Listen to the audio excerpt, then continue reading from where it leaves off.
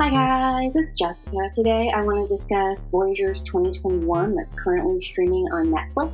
It's elevator pitches. A crew of astronauts on a multi-generational mission descend into paranoia and madness, not knowing what's real and what is not. Based off of this elevator pitch and the poster that you can see here, I was in. I didn't need to see any trailers. I didn't need any more information than this. The bright colors here in the poster, along with some of the salacious intent here, which I thought yeah, I'm gonna get that madness and paranoia you can see in a classic Event Horizon, Pandemonium, or Sunshine. That trapped, isolated in space feel. On top of that, because we're dealing with the younger generation, I can think that these particular kids that we're focusing the story on have only ever been in space, so they don't have any of that experience on world. And I kind of wanted to see how that affected the children as well. I was interested to see what was on the ship. I was hoping to get a spaceship like the one you see in WALL-E, that's kind of like a space cruise, or even the spaceship we see in Passengers. There's not much I like about that movie, but the overall design of the passenger spaceship, the different classes, the extreme luxuries that are available were really interesting to me. I was hoping the adults on the spaceship would have a Star Trek exploration, new generation vibe. I should mention these kind of themes about leaving everything you know and going to something new that's better is not an unusual theme, and it's not original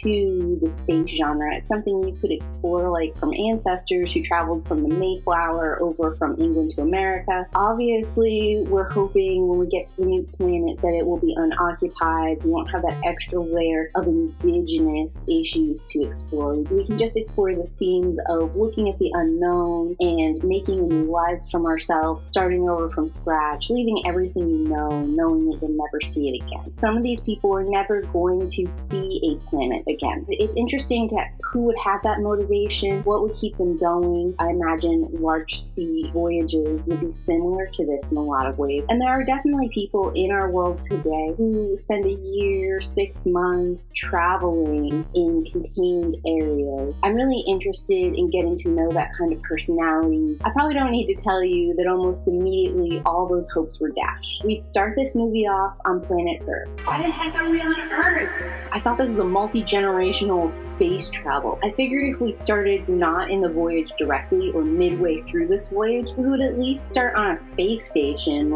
These people would have been training for a while, they'd leave on the space station, and we'd hit the intro journey. Maybe we're gonna see the kids that came on this journey to start with. Maybe we had families join the voyage, and that way we already knew there was some next generation ready to take over the space station. I don't know. But either way, we shouldn't be here on Earth. And we start off with a pretty boring explanation that doesn't set any stakes. They're like, hey, there's a planet over here that could support human life, and that could help us in the long run. Great, I guess. It doesn't sound like there's a pressing issue to explore this planet. Even a kid's movie like WALL-E can manage that. Why is this movie not showing me stakes? But you know what? It is okay. Just because the movie didn't start how I expected it to doesn't mean it's gonna be bad. I want to be on this journey. I know eventually we're gonna get to space madness, and I want to be there for space madness. Instead of picking out volunteers like I expected for this journey, they decide to engineer babies for some reason. I don't know why they think this will be faster or better. I've noticed the pattern of genetic engineering happening within humanity or a human-like race in my reading and in my stories right now, and it's making me kind of uncomfortable because it's implying that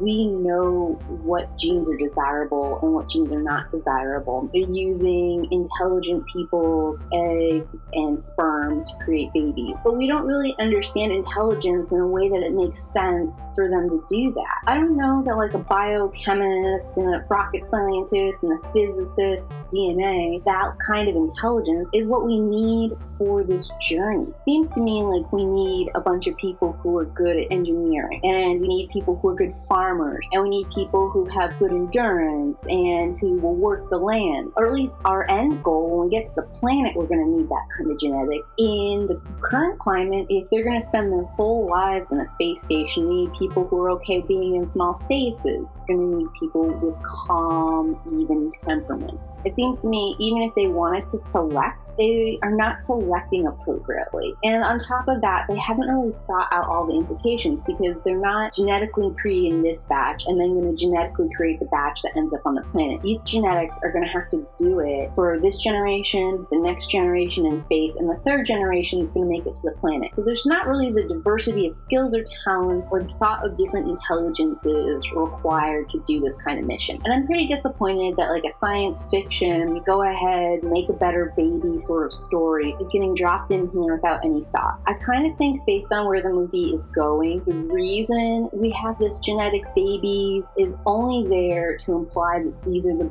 best children and this is the best candidate for the job that needs to be done. But I don't think they went about it in a way that actually proves that. In this movie, we just see adults in biohazard suits and we just see them doing something on a tablet, but we don't really know what it is. And that's not enough to establish that they have been the best trained for this mission or for any mission. I don't know why sitting in a tablet and doing things like this is going to train anyone to do space travel. But, you know, I was still a little interested in where we're going, raising children for a specific purpose. Are we going to do like a free will versus destiny kind of story? Are we going to tackle some of the ugly truths in our own world when we talk about child factory workers or child soldiers? These kids that we're raising specifically to go to space, sacrifice their lives so that their children can also go on this journey, sacrifice their lives so finally their children can see another planet. That has the same kind of force them into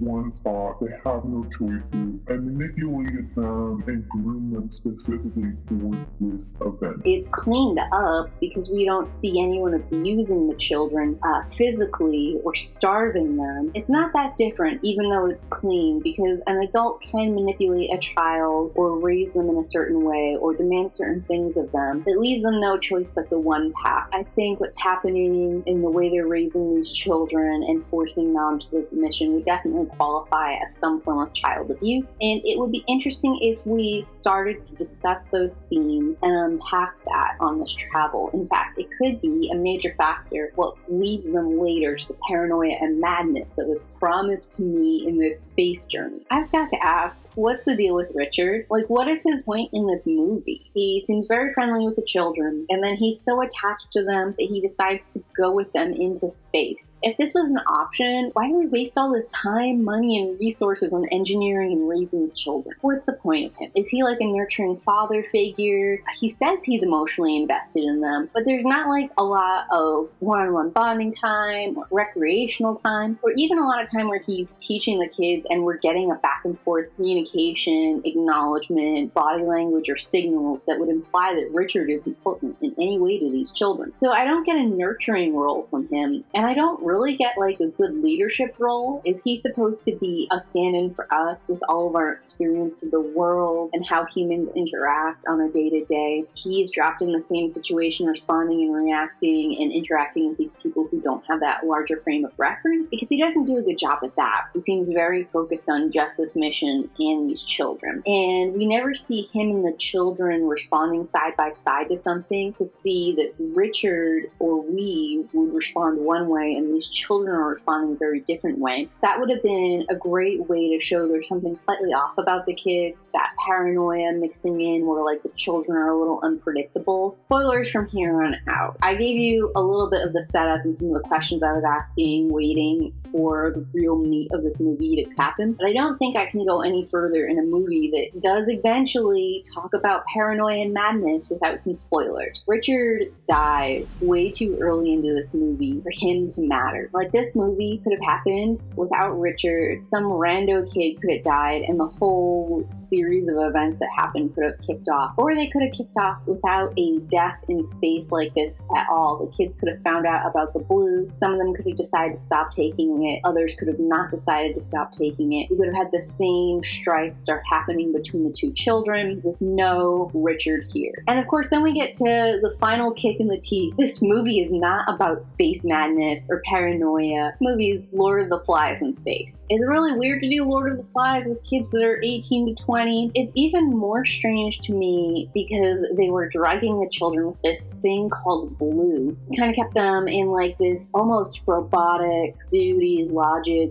Vulcan-like one-level mode. And when they go off it, of course, they haven't experienced puberty or the rush of hormones or anything like that, so they're ill-prepared and respond in ways that are obviously troubling. And because they are in space, they are alone, they feel lied and betrayed to, things start to escalate aggressively. It also makes them less likely to follow the rules that were given to them, to just accept that this is good behavior and this is bad behavior. The one thing this movie does that Lord of the Flies didn't manage is I empathize a lot more with the rebels and why they feel they have a right to rebel, why they feel they have a right to take things with force and violence and to question and push what is good or bad. I still think the guy took it way too far. I still think he's kind of like an evil jackass. It's hard for me to feel any differently about him because one of the first things he does with his newfound joy is assault one of his female peers. And this is the other thing that this space version does, is it makes it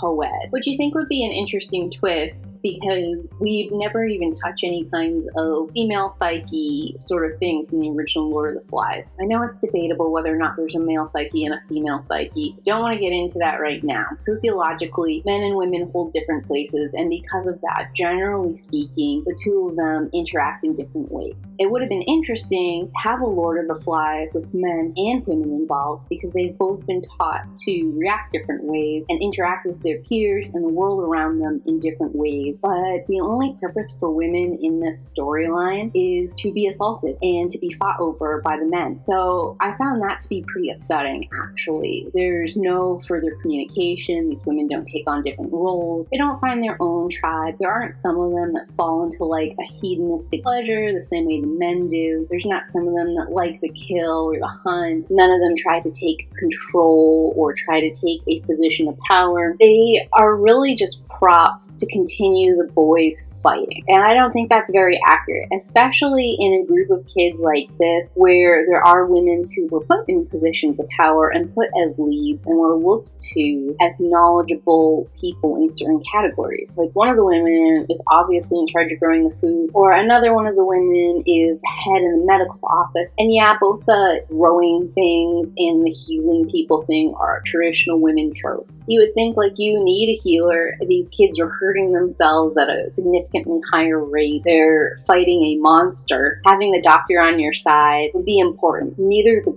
person who grows the food nor the woman in charge of the medical office is treated with respect or acknowledged in any kind of meaningful way. I think overall, Voyagers 2021 had a lot of potential, but the execution is significantly lacking. It's like they didn't understand the elements that would be interesting to dive into. It's just kind of disappointing, stupid slog. It's not as bad as other movies I've seen. I wouldn't mind watching it with someone else and talking to them about it. So I think I'm going to end it with 3-star rating, but it's not doing anything exceptional, new, or different. And really, I think if the choice is between watching this movie or reading Lord of the Flies, I'd rather read Lord of the Flies. As always, I want to thank you guys for watching. Did you see Voyagers 2021? If you did, let me know what you thought in those comments down below. And if you're looking for more dystopian future sort of stories, I would go ahead and check out this playlist here. Most of those stories focus on like a dystopian apocalypse scenario, but I'm going to actually put this kind of movie in the same category. I also have a playlist for sci-fi that you can find here, and I have a playlist for different fantasy and science fiction Netflix shows here. As always, I hope you guys are having a great day, and I'll talk to you next time. Bye!